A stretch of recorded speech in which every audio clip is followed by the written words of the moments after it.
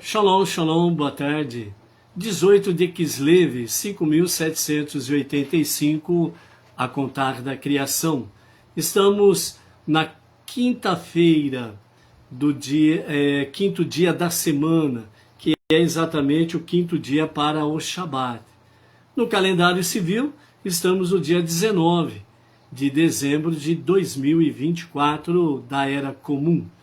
É a tarde com a Torá, trazendo a Parashá da semana, com ela os estudos, as reflexões, para o nosso aprendizado do nosso dia a dia. Hoje, no nosso shiur, nós vamos focar exatamente Tamar e Yehudá, ou seja, Tamar e Judá. A história dos dois, o encontro, né, o que aconteceu com ela e os dois filhos de Judá, né, o terceiro filho prometido, que Judá não deu a ela em casamento devido à lei do levirato, né? E assim nós vamos procurar entender realmente, de forma simples e objetiva, o porquê do encontro de Judá e Tamar, né, que estaria classificada como a sua nora, né, dentro desse aspecto. Mas nós vamos ver aí, dentro das explicações dos nossos sábios, né, será que de fato Tamar era de fato nora de Yehudá? Né? Então nós vamos ver alguns comentários, alguns aspectos dentro dessa visão aí também. Né? E Yehudá, ele ainda estava casado ou estava viúvo, né, nesse momento que ele teve esse encontro íntimo com Tamar, né? Então nós vamos ver esses detalhes, mas principalmente, né, o resultado desse encontro, né, para nós vermos se realmente Deus está nesse projeto ou não, né, que é onde que nós precisamos estar focados, né, vermos realmente a questão onde Deus está de fato nessa questão, né? Então por isso nós vamos ver aí, e vamos trazer um Midrash, né, que fala desse encontro entre os dois, para que também tenhamos aí uma linguagem simples também, para podermos entender, ok? Lembrando que nós estamos aí, né, estudando a Torá, no nosso ciclo 5.785, com a Parashá desta semana, Vayeshev, né, nós temos 112 versículos, e no final desta semana nós teremos aí completado esses versículos, e aí nós teremos um total até o momento 1.197 versículos estudados com a Parashá dessa semana, Vayeshev, que significa aí ele se estabeleceu, ou ele habitou, ou quando você entrar, né, que também nos fala o primeiro versículo, né, do capítulo 37, verso 1, que nos fala: Yaakov estabeleceu-se na terra, né, de seu pai, que seu pai habitara na terra de Canaã, ok? Então, vamos ver esse aspecto, né? Começamos a ver a história de Yosef, né, de José, e de repente há uma parada abrupta, né? Parando de falar de José para falar de Yehudá e Tamar, né? Então fica aquela pergunta, né? Por que essa interrupção repentina? Então alguns comentaristas dizem de forma também assim bem objetiva e simples. José era o foco muito forte, né? E também José estava bem enaltecido.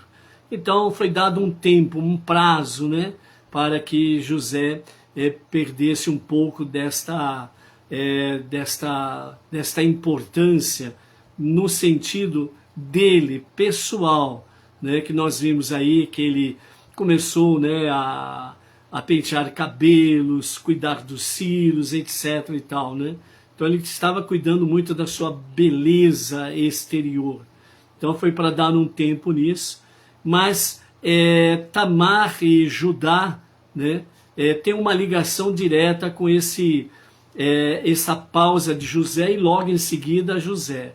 Lembrando que Judá, né, ele era solteiro quando José foi vendido, né, na caravana dos ismaelitas, e em seguida os ismaelitas venderam, né, para os midianitas em direção ao Egito. A de Machado falou vaidoso, é isso mesmo, é a palavra correta.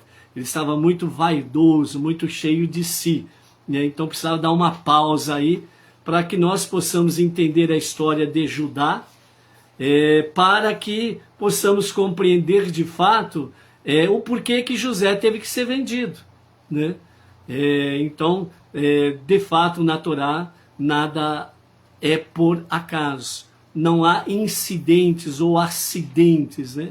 A Torá tudo tem um motivo claro e objetivo, né? Por isso que o nosso Rebbe Menachem Mendel, ele nos fala, né, que nós precisamos pegar a porção da Torá e trazê-la para o nosso dia, para a nossa vida, para que nós possamos aprender as ricas lições realmente com o povo judeu, ok? Lembrando que José, ele acabou ficando 22 anos ali no Egito, né? E ele, só depois disso que ele teve um encontro real com o seu pai Yaakov. Mas aí no próximo shiur nosso, no sagrado dia do Shabat, nós vamos estar focando diretamente com José, e aí nós vamos entrar nesses detalhes por aí afora vai, ok? Sobre a questão de Tamar e Yehudá, né, nós estamos no capítulo 38 de Gênesis, Bereshit, do verso 1 ao 30, que nos conta a história na Torá escrita sobre Yehudá e Tamar, ok? Então, nós temos aí, qual o motivo que Yehudá se aparta dos seus irmãos? Quando eles chegam com a história, né, com o manto colorido, ketonete, né, o manto colorido, em que eles mancharam, né, com sangue de carneiro, sangue de cabrito, né, que é muito parecido com sangue humano, e o pai Yaakov, ele acabou reconhecendo o manto e acabou expressando, né, um animal selvagem o devorou. Aí, realmente, Yaakov, ele entra num luto e fica inconsolável.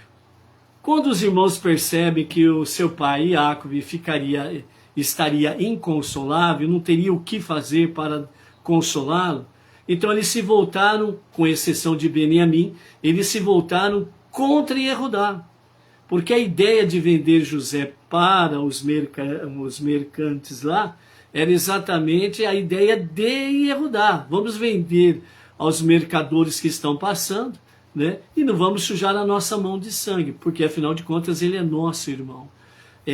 Vejam bem, a expressão de Yehudá foi: ele é nosso irmão, não vamos manchar a mão de sangue. E isso daí, segundo os nossos mestres, foi tido diante de Hashem como realmente uma ação nobre da parte de Yehudá, porque ele é nosso irmão, não vamos manchar a nossa mão de sangue. Dentro dessa mesma visão, os nossos sábios falam que Yehudá, ele também, à semelhança de Reuven, que falou para jogar José dentro do poço, né, que sabia que ali tinha escorpiões e serpentes, e Reuven teve a ideia: bom, se Yosef tem méritos, pelos seus méritos, os animais ali peçonhentos não vão fazer mal nenhum a ele. E de fato, escorpiões e serpentes não se aproximaram de Yosef. A mesma pensamento veio para Yehudá. Pelos méritos de José, né, ele realmente será salvo, ele não morrerá, né? E confiança, bitachon, confiança plena nos desígnios divinos, que realmente Hashem sabia muito bem o que estava fazendo em todo esse percurso. Porém, os irmãos se voltam contra Yehudá e falam que era culpa dele, do pai estar inconsolável, porque você que deu a ideia. Se você tivesse dito para nós, porque Yehudá estava numa posição de liderança, se você dissesse para nós, não, vamos pegar o menino, vamos levar de volta para papai, e vamos entregar ele de volta para papai, e vamos falar para ele, ó, dá um corretivo nele aí, porque está insuportável aí essa criança, né? Então, se você tivesse dito isso, nós o faríamos. Então, nesse momento, a animosidade entre os irmãos contra Yehudá foi muito grande. Então, Yehudá, ele se aparta dos seus irmãos, e como nos fala aqui o capítulo 38, né, nos fala que ele afastou de seus irmãos e associou-se com um homem de Adulam, de nome Hirá. Lá Yehudá encontrou a filha de um mercador chamado Shua, né, o nome do mercador Shua, e ele casou-se com a filha dele e veio para ela, ou seja, casaram, fizeram o contrato de casamento e ele consolidou o casamento, ou seja, o versículo de número 3, o capítulo 38 já diz, né, ela ficou grávida e teve um filho, e o primeiro filho de Yehudá foi chamado de Ela ficou grávida de novo e deu à luz ao segundo filho, que foi chamado de Onan. Ela deu à luz a um terceiro filho e ela o chamou de Shelá, né? Yehudá estava em Quesiv quando ela deu à luz. Ele estava em outra localidade cuidando dos seus gados, né? E quando Shelá nasceu, e ela deu o nome para essa criança de Shelá. Os dois primeiros filhos, Yehudá que deu o nome, e Onan, né? E o terceiro filho, Shelá, foi dado pela esposa, né? Yehudá tomou uma esposa para seu primogênito, e seu nome era Tamar. O primogênito de Yehudá, foi mau aos olhos de Deus, e Deus fez com que ele morresse. E Onan, né, foi aconselhado pelo pai Yehudá, dizendo, casa com a mulher de teu irmão, e assim cumpre o dever de levirato, que é chamado no hebraico de Ibum, né? É a lei do levirato. Com ela, tu assim terás filho para manter vivo o nome de teu irmão. E Onan, contudo, percebeu que os filhos que teriam teriam o seu nome, e portanto sempre que ele vinha para a esposa de seu irmão, ele deixava a semente cair no solo, de modo a não ter filhos em nome de seu irmão. O que ele fez foi mal aos olhos de Deus, e ele também o fez morrer, ok? Então, primeiramente, né? Ele quando casa com Tamar, ele fez algo mal aos olhos de Hashem, certo? E Hashem fez com que ele morresse. O que é que fez de errado aos olhos de Hashem, que desagradou muito aos olhos de Hashem? Tamar era uma mulher muito linda, formosa. Então segundo o Talmud e o Midrash, nos fala que viu nela uma mulher muito, muito bonita. E ele não queria que ela perdesse a beleza com a gravidez, tendo em vista que a mulher, a partir do momento que ela fica grávida, ela sofre algumas transformações no seu corpo.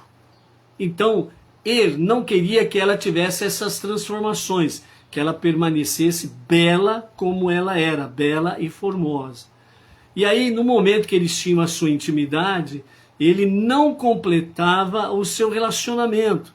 Então ele jogava a sua semente, ou seja, o sêmen, ele jogava fora, no chão. E isso, aos olhos de Hashem, é abominável, certo? Por que abominável? Porque o sêmen do homem, obviamente, ali está realmente a vida, para no encontro com o óvulo da mulher possa realmente fazer uma vida nascer. Então, aos olhos de Hashem, isso é considerado também um assassinato. Então ele fez mal aos olhos de Hashem. Então por isso que o homem, ele não pode jogar o seu sêmen fora. Tem uma finalidade, a finalidade é para realmente, junto com a mulher, dar à luz a filhos, dar vida, fazer a vida nascer, renascer. É um milagre da vida que acontece. E por isso a mulher, ela precisa do sêmen para que ela realmente possa ficar grávida, ela possa de fato dar à luz a uma vida. Por isso que a mulher, somente a mulher, e não quem se sente mulher, mas somente a mulher que realmente nasceu feminina, fêmea, mulher, somente ela se aproxima muito da divindade de Deus. Porque somente Deus pode dar a vida. E somente a mulher pode dar à luz a uma vida. Então a mulher, ela é de fato algo muito, muito e muito nobre aos olhos de Hashem. E o homem, ele precisa ser o colaborador disso. E não fazer como né? Jogar o sêmen fora. Ok? Então isso é muito importante os homens saberem. E isso está realmente dentro do aspecto do homem. Em qualquer circunstância, jogar o sêmen fora é um pecado muito grave. Precisa tomar muito cuidado com isso daí. Ok? Dúvidas? Pode entrar no privado para conversar. O mesmo aconteceu com Onã. Só que Onã, ele, além de preservar a beleza de Tamar, ele tinha uma segunda preocupação. Qual que era? Era exatamente que os filhos que nascessem dali não teriam o seu nome, mas seria o nome do seu irmão. Então ele também jogava o sêmen fora. E dessa forma ele também morreu por causa do seu pecado, da sua iniquidade. E aí sobrou o terceiro filho, que era Shelá. Mas Shelá era muito novinho. Então quando Yehudá ele tem, né, uma conversa com Tamar, né, então ele fala para ela ir para a casa do seu pai, permanecer ali viúva, e quando Shelá tiver a idade apropriada, ele dará, né, Shelá a ela como marido. Né? Mas aí Tamar volta para a casa do seu pai para realmente guardar a sua gravidez e se veste realmente como uma mulher viúva, ok? E ela se preserva dentro da casa do seu pai. E Yehudá, por outras circunstâncias, ele coloca na cabeça, ele fala, peraí, Tamar, realmente 2 filhos, casou com ela e acabou morrendo os 2 filhos. A Tamar, ela é uma máquina de matar homem, né? Porque como que pode isso daí? 2 dos meus filhos morreram, se eu der o meu terceiro filho, vai morrer também. Então ele achava que Tamar tinha alguma coisa que os homens que casassem com ela morreriam. Então ele procurou preservar Shelá. E o tempo passou, ele não entregou Shelá para ser marido de Tamar. Ok? Mas Yehudá não sabia do pecado dos seus filhos, de que jogavam o sêmen fora. E era por isso que eles morreram, porque eles jogaram o sêmen fora, ok? Não cumpriram o seu papel de marido. Dentro desse aspecto, alguns comentaristas eles falam que o casamento de Tamar com e Onã, na realidade eles não se consumaram.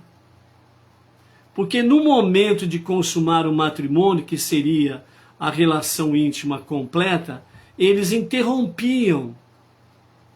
Então não havia realmente o consumar o ato em si para que de fato, literalmente na prática, fossem chamados marido e esposa. Então alguns comentaristas falam que na prática Tamar não estava casada, mesmo ela guardando o luto.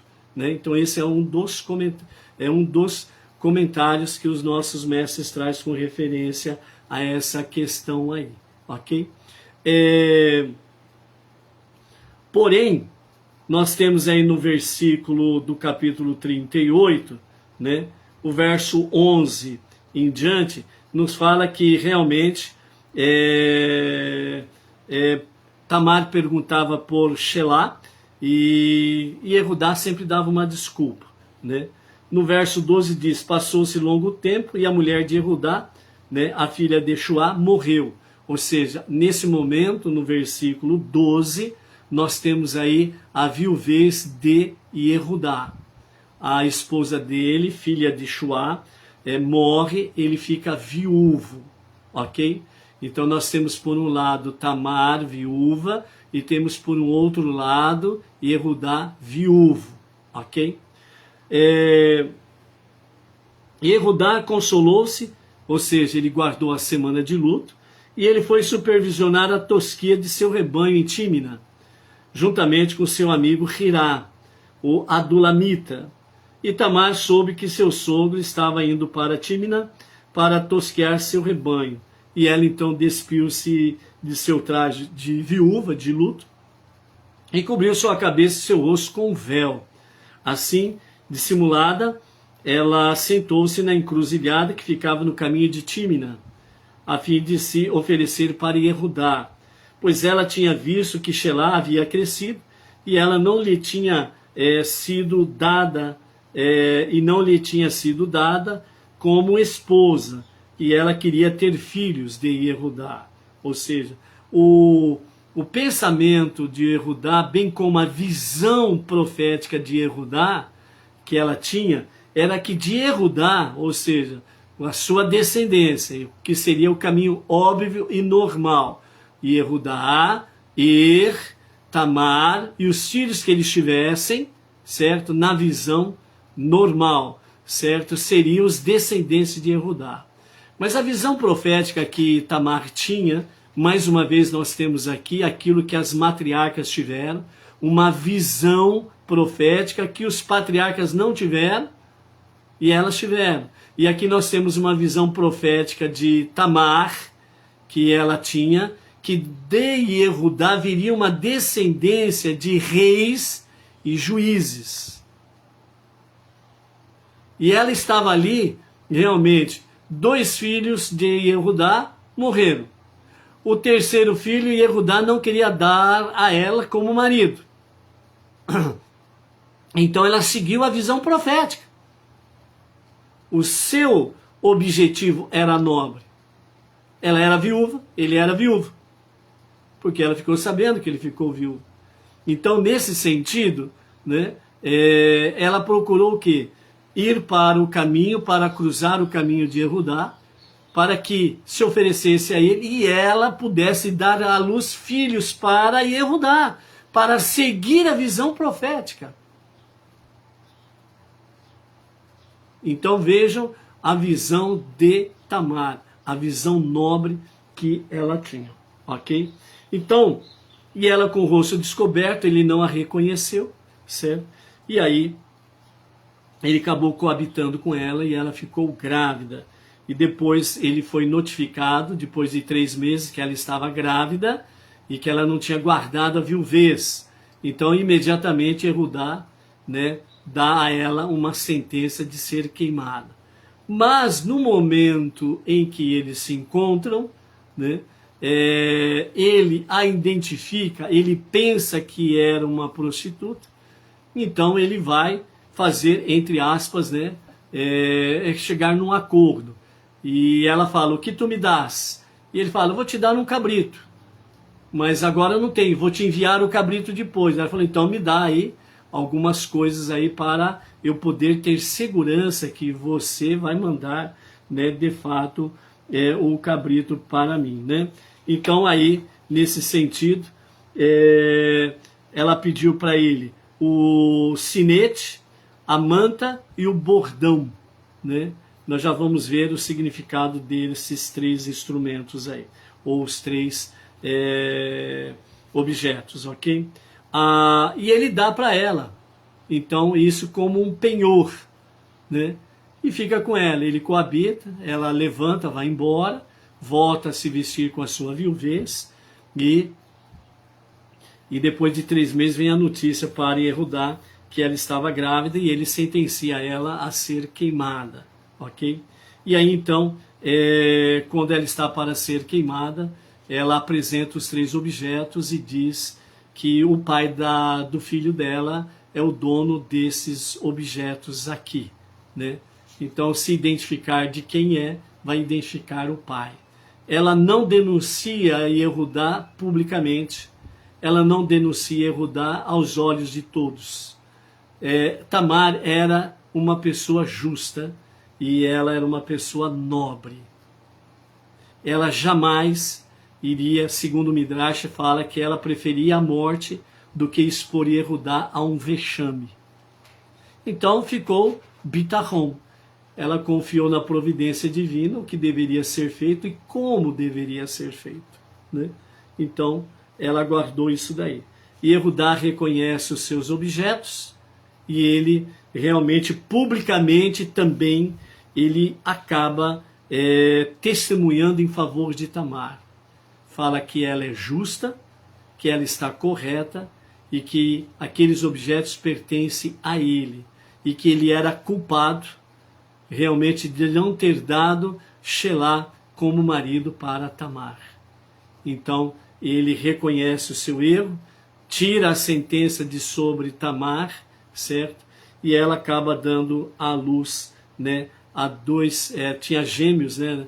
Ela acaba dando à luz a Peretz e Zerah, que tem conexão direta com a questão de Mashiach, ok? Vamos então mais profundamente aos comentários dos nossos mestres segundo a Hassidut. Então a Torá começa a falar de Yehudá no meio da história de Yosef, para nos ensinar que os irmãos de Yehudá degradaram-no de sua posição elevada.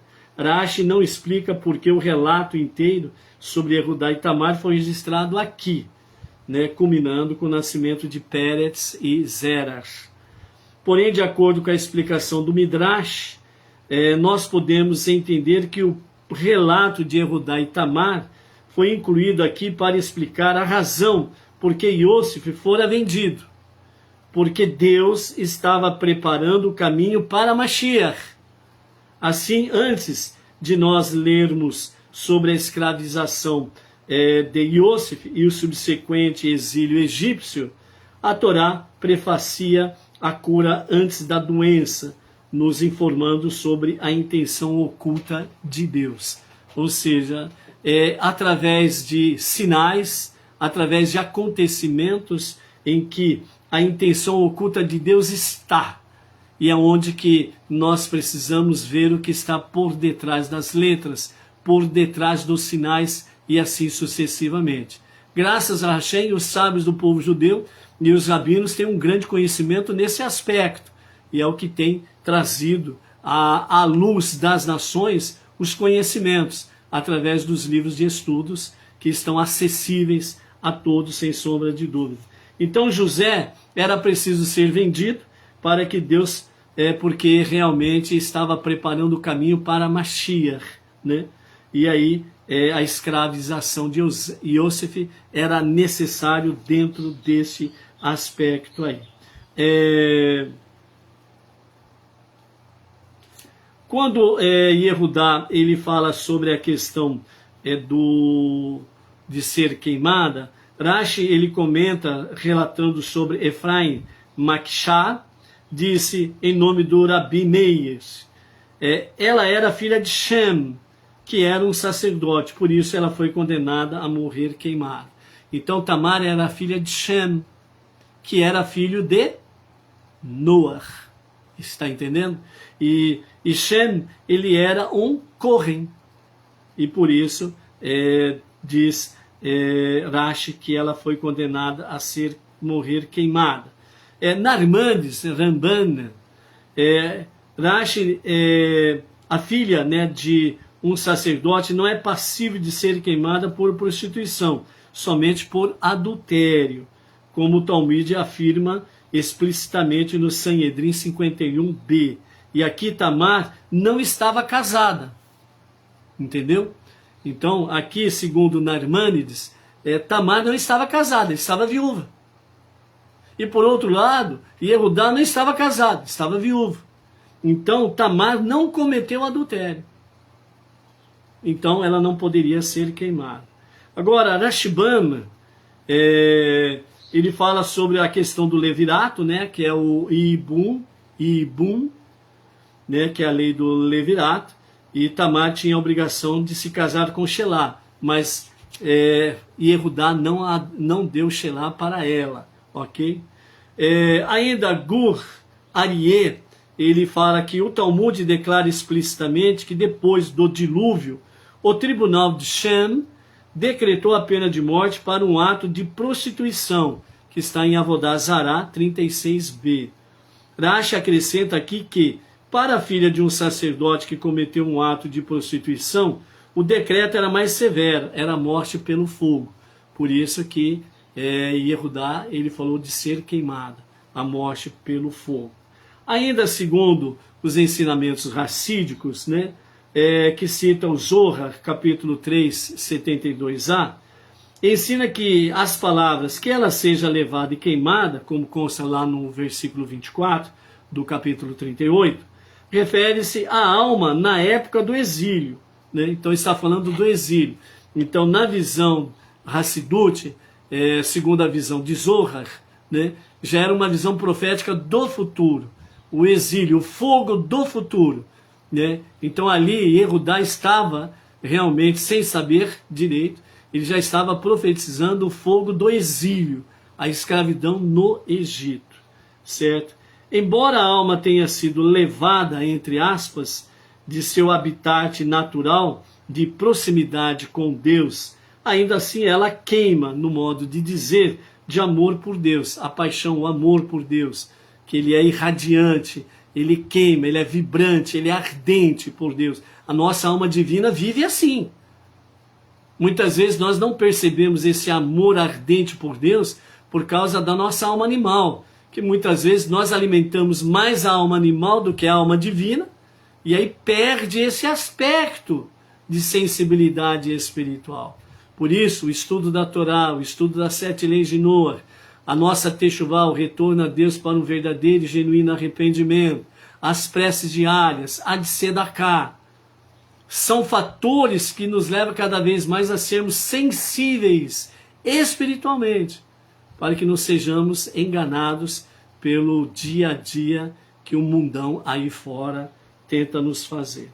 Alguém poderia perguntar, o que mantém a alma? Como ela continua queimando de amor por Deus em um mundo que oculta a presença divina? Rashi então responde dizendo, ela era filha de um sacerdote, isto é, a alma é tão conectada a Deus, que é o Kohen Gadol, por assim dizer, que todas as dificuldades deste mundo nunca podem extinguir o amor da alma por seu Pai no céu. Então aqui, ao ensinamento racídico, ele deixa claro que a nossa alma divina, ela jamais perde esse amor ardente por Deus. Pode acontecer da alma animal dominar o ser humano e ele fazer barbáries, mas a alma divina continua clamando. Enquanto a vida, como diz o velho ditado, há esperança, mas se o perverso, o rachá, ele morrer na sua perversidade, deixará de existir. Baruch atah Adonai Eloheinu melech haolam, she'akol yaveh divrei. Mais alguma coisa que nós temos aqui dentro dos ensinamentos racídicos? Na visão de Yehudá, Tamar adquiria o status legal de uma mulher que presumivelmente causa a morte de qualquer homem que se case com ela. Por isso que ele não quis dar Shelá como marido para ela. Nesse caso, foi proibido a Shelá de casar com Tamar. E assim a exigência do levirato foi anulado automaticamente, segundo alguns comentaristas explicam nessa situação aqui. O Urashi, ele ainda fala sobre essa questão dizendo, ele comenta que uma meretriz é alguém que se faz disponível. Assim, Diná era somente como uma meretriz, já que ela foi sequestrada contra sua vontade e não se fez disponível para Shechem, certo? Assim, em nosso caso, quando Erudá ouviu que Tamar se portou como uma meretriz, e veja, ela está grávida de sua licenciosidade, ou seja, Diná, ela é dita aqui como nos comentários de Rashi, que Diná, ela comenta que uma meretriz é alguém que se faz disponível. Assim, Diná era somente como uma meretriz, já que ela foi sequestrada contra sua vontade e não se fez disponível para Shechem, certo? Então, ela não foi... alguns que comentam que Diná foi uma meretriz, não está dentro desse aprisco. Por quê? Dentro desse prisma, melhor dizendo. Porque ela não se fez disponível, ela não se ofereceu. Né? Porque infelizmente nós temos aí alguns neófitos, né? Ou seja, aqueles que não conhecem e querem dar uma de entendido, né? Dizendo que Diná foi uma meretriz, porque ela acabou se oferecendo. Por que falam isso alguns? Porque Diná, ela saiu do seu meio e ela foi olhar o que as mulheres estavam fazendo. E nessa dela estar olhando o que as mulheres estavam fazendo, foi onde Shechem, né, o príncipe da cidade que levava o seu próprio nome, foi quando viu Diná. E ele então, né, ele viu que era uma moça muito bela, foi onde que ele sequestrou e estuprou. Né? E ela ficou, né, em cárcere privado, e aí ela ficou à mercê dele. Depois ele quis casar, mas já tinha cometido os crimes que não era para ter cometido. Nem o seu pai, nem os homens da cidade contestaram, por isso que eles morreram. Ok? E aqui no caso de Tamar, né, falaram, ela está grávida devido à sua licenciosidade, lá no capítulo 38, verso 24. Ele presumiu que ela tinha se feito disponível para os outros. E então ele condenou à morte.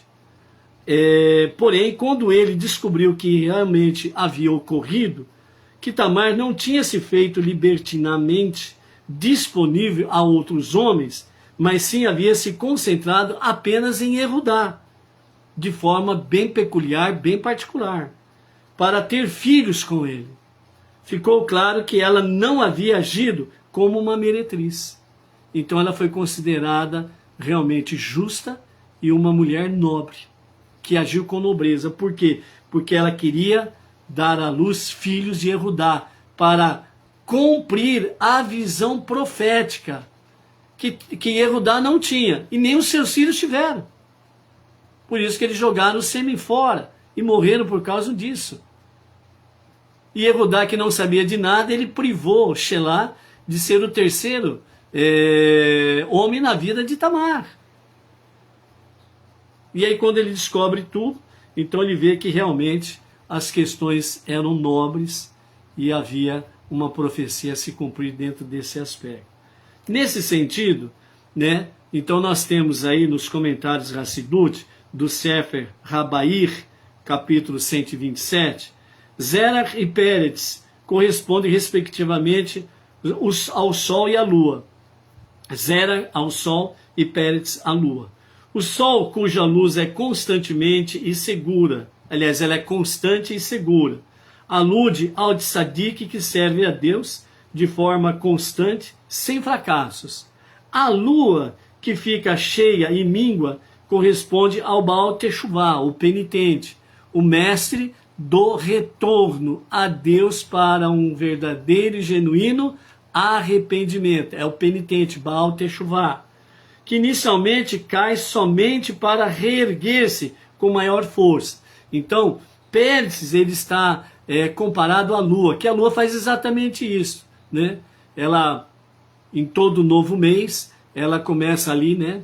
Só um risquinho da Lua, que parte para a forma crescente até ser Lua cheia. Depois ela começa a ser minguante, ou seja, ela começa a cair, né? Ela começa a se degradar, para novamente iniciar um ciclo até chegar ao seu ápice. Então Pérez, ele representa exatamente o Baal Teshuvá, certo? Aquele que desce para reerguer-se com mais força, com mais poder.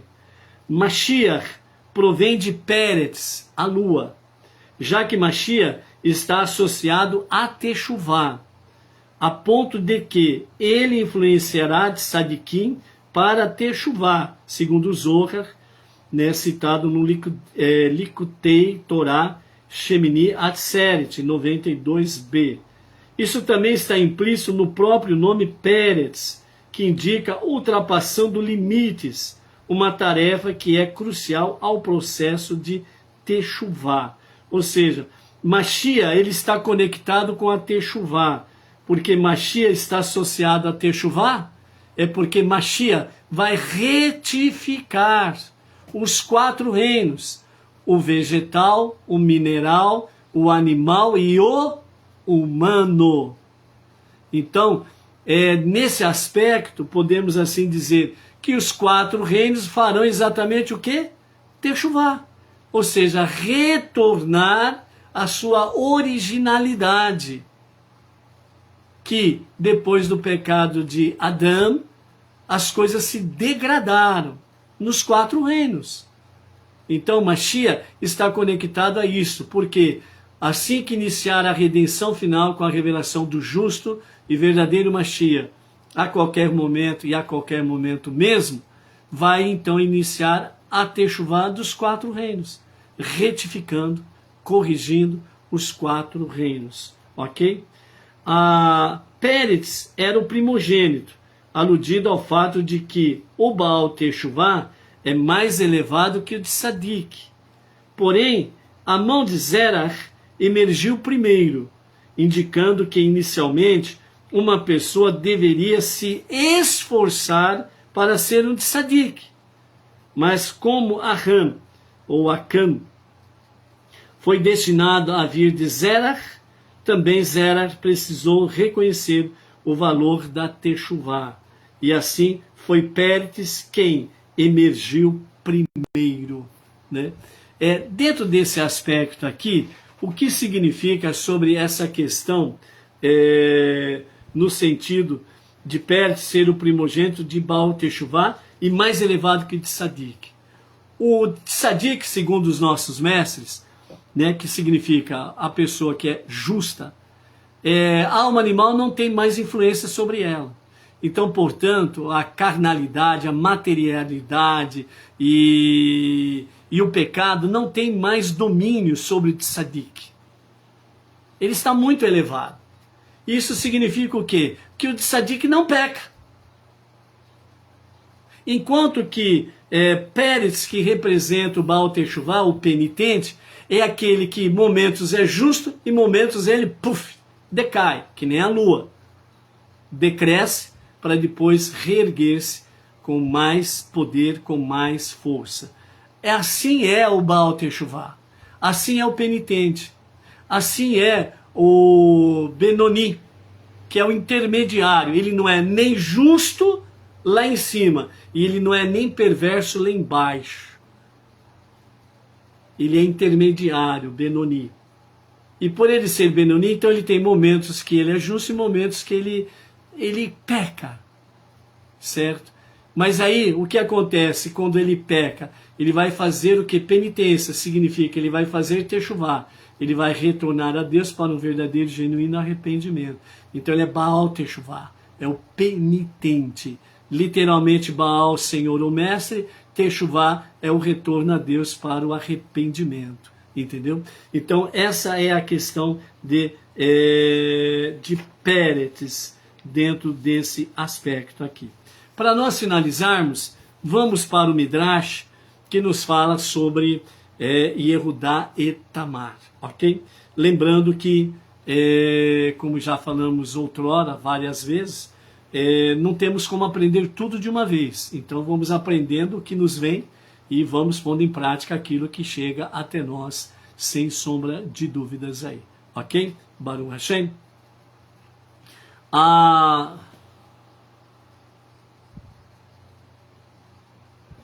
Baruch Hashem. Nós temos aí a Edith Monteiro, lá de Portugal, que está ao vivo e a cores. Temos o João Franco Bueno. O João Franco Bueno, não sei a sua cidade, João Franco. Temos a Maristela Maciel Correia Pereira Maciel, de Raul Soares, Minas Gerais. A de Machado, né, que é de Alvorada, Rio Grande do Sul. Foi a primeira colocada no dia de hoje a entrar aí ao vivo e a cores. Baruch Hashem. A Vânia Ivonete Maria da Silva, de Recife, Pernambuco. A Luciana Rodrigues Marília, nossa região. A Tereza Jacinto, de Ribeirão Preto, lá da cidade do nosso emissário Daniel, né? Honório, que é emissário ali em Ribeirão Preto. Baruch Hashem. Vamos ver aqui mais algum nome. A Roseli Carvalho, de São Francisco do Sul, Santa Catarina.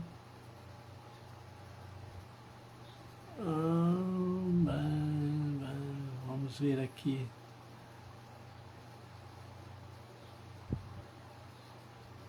Quem mais está? Aqui é o negócio. O Arthur Junqueira, né, que era de Agudos, agora é de Bauru, né, policial civil aposentado, um querido irmão que está aí ao vivo e a cores. Baruch Hashem.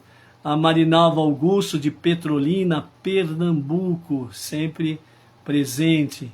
Silvio Guimarães, que está aí conosco, também não lembro da sua cidade, Silvio. Baruch Hashem. Cláudio F. Brandão, né, que está por aí também. Coloca o nome da cidade para nós aí, por gentileza. A Elizabeth Fernandes, aqui de Bauru. Baruch Hashem. O Antônio Chaves, né? Quem puder colocar o nome da cidade aí, né, coloca para gente aí. Temos a Ada Caldas, lá de São Paulo, capital. A Maria Inês Moino Martins, aqui de Pirajuí, Bauru, da nossa sinagoga Benei Noach. Baruch Hashem. Sempre presente também.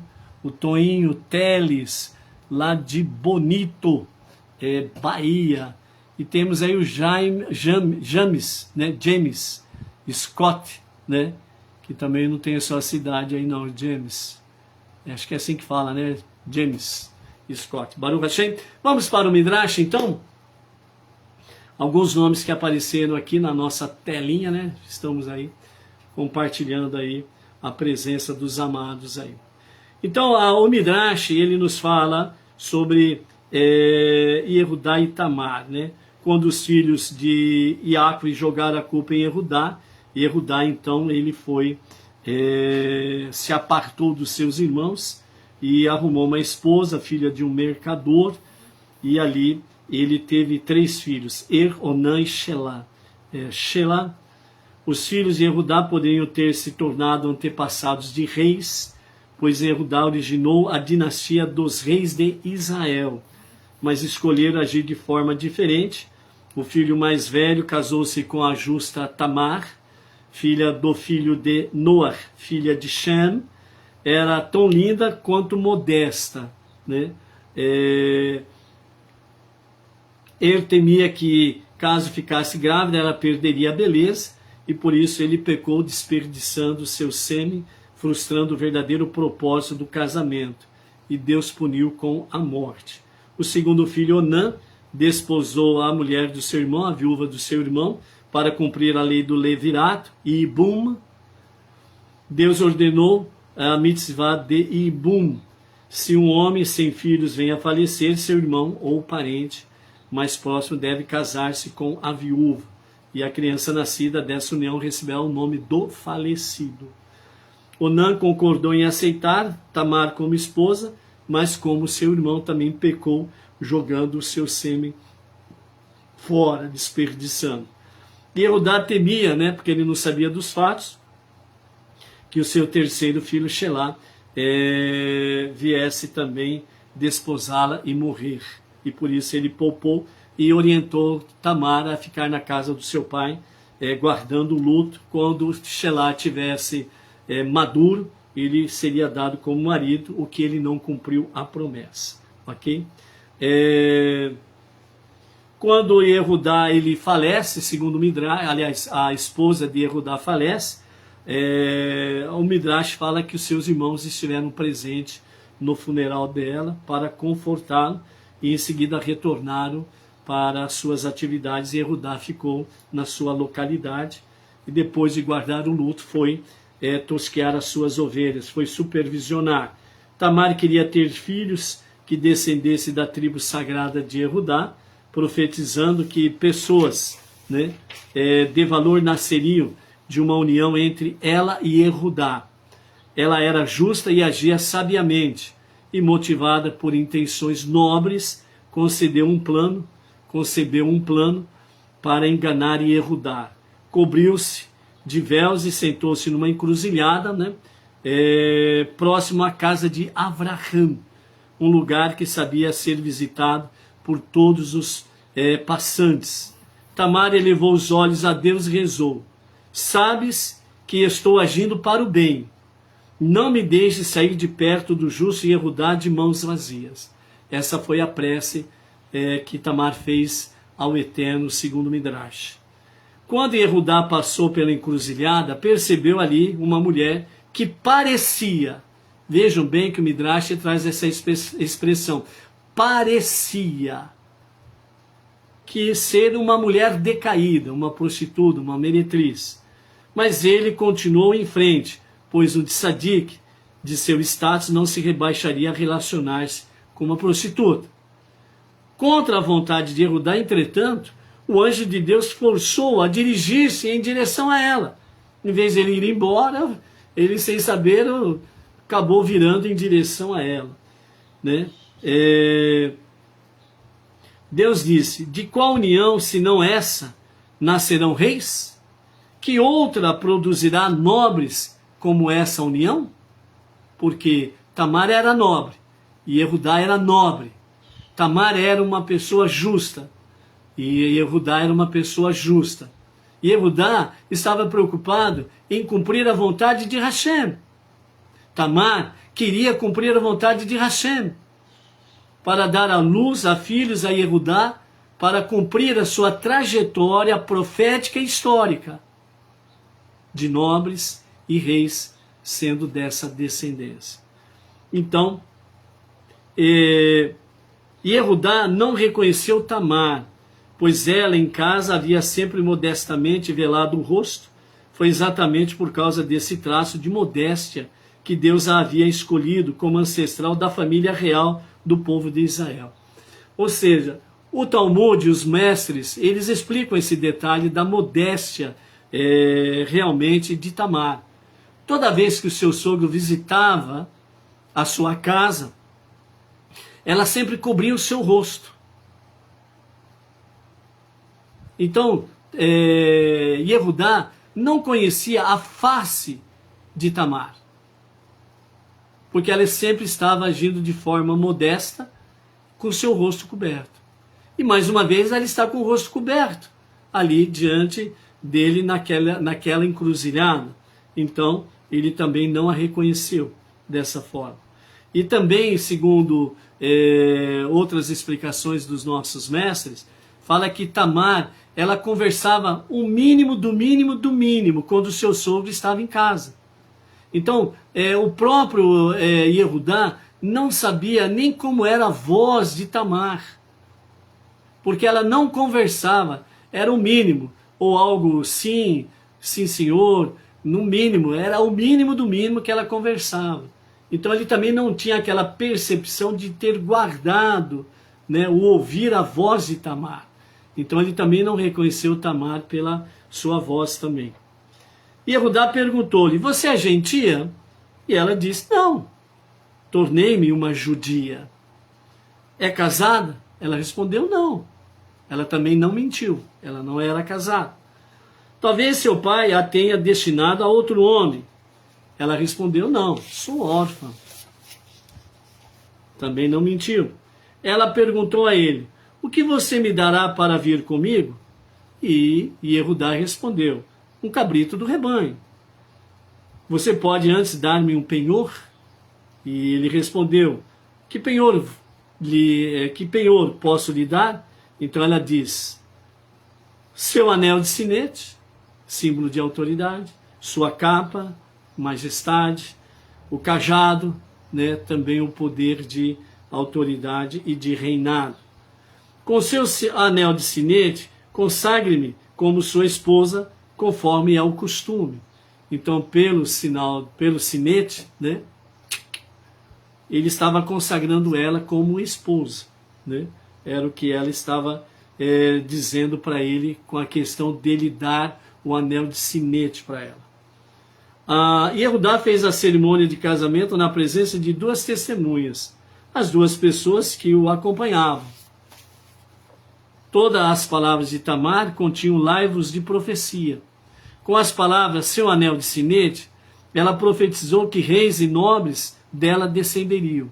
Sua capa continha uma alusão ao Sanhedrim, os juízes, que colocam os tefilim e também os talilot, né, que é o manto de oração, o tempo todo, e que também seriam os seus descendentes.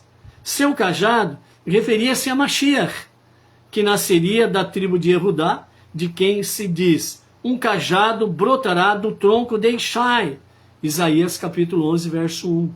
Então vejam bem, né, a visão profética de Tamar. Então por isso o Midrash fala, de qual união, se não essa, nascerão reis, juízes? Que outra produzirá nobres? Ou seja, que outra mulher produzirá nobres?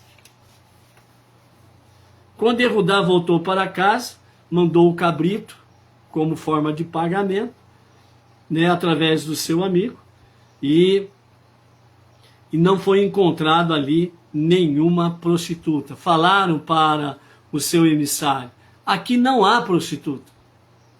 Não existe prostituta aqui. Então foi Yehudá que pensou, não que fosse. Entendeu? Então por isso, né, Yehudá conclamou o tribunal para que julgasse a sua nora, na qual ele recebeu a notícia de que ela estava grávida, né, na sua devassidão, né? Ela estava sendo acusada de ser uma mulher devassa. Além do mais, está orgulhosa de si mesma, porque ela diz, eu carrego reis, carrego redentores. Então quando ela era questionada na sua gravidez, ela então falava, eu carrego reis, eu carrego redentores.